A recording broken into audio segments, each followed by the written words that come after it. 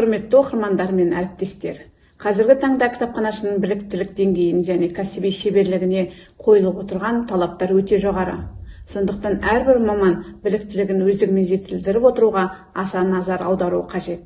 Кәсіби білімді жетілдіру тәсілдерінің бірі кәсіби кітапханалық басылымдарды оқу.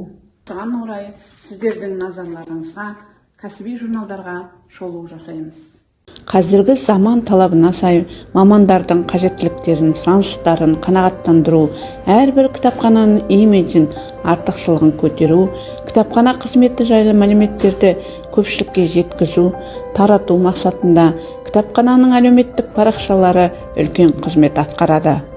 Сол себепті кітапханаға жас мамандарды тартып, әдістемелік кәсіби журналдардан пайдалы ақпарат көзі арқылы жұмыс барысын түсіндіру, әдеби дәстүрлер мен заманауи ақпараттық технологияларды қолдану арқылы ақпаратпен жұмыс жасауға көмектесу, мәдени деңгейін көтеріп, интеллектуалдық тұрғыдан дамуына әсер ету.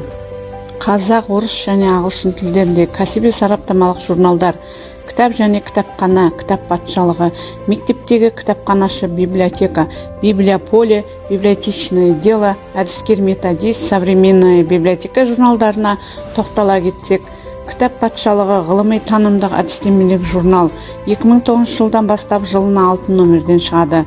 Заманауи кітапханалық практиканың өткір мәселелерді жарыққа шығаруға және талқылауға бағытталған. Кітап және кітапхана кәсіби журналы 2003 жылдан бастап жылына 4 рет шығады.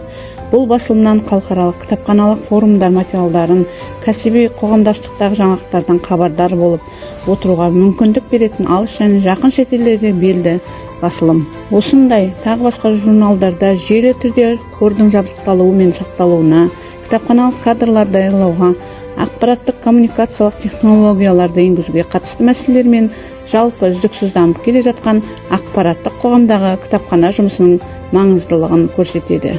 Осы журналдағы мына мақалада 2024 жылдың нөмірі 1 санында Ұлытау облыстық әмбебап кітапхана басшысының орынбасары Елеубекова Қайыркүл Тақбайқызының шексіз өлкетану рухани құндылықтың бастауы атты мақаласы жарық көрді. Мақалада туған жер бағдарламасы аясында шексіз өлкетану жобасы бойынша өлкенің ақын жазушылары, өлке тарихы, өлкемізден шыққан атақты тұлғалардың есімін ұлықтау, өлкетану деректер базасын құру, өлке әдебиеттермен толықтыру, оқырмандар санын көбейту, цифрлық Қазақстан бағдарламасын іске асыру, кітапхана пайдаланушыларын құнды өлкетану басылымдармен қамтамасыз ету, жазба мұраларын сандық форматқа көшіру, кітапхана әдебиеттермен таныстыру жұмыстары жүргізілуде. Қазақстан жазушылар одағының және Қазақстан театр қайраткерлері одағының мүшесі, бірнеше кітаптың авторы және еңбек ардагері, қарымды қаламгер жазушы Аппас Қаражігітов залы ашылды. Сонымен қатар Ұлытау облысы Сәтбаев қаласындағы балалар мен жасөспірімдер кітапханасының директоры Қарабекова Сәулет Сүпәлиеваның «Чтение на все времена» атты мақаласын оқи аласыздар.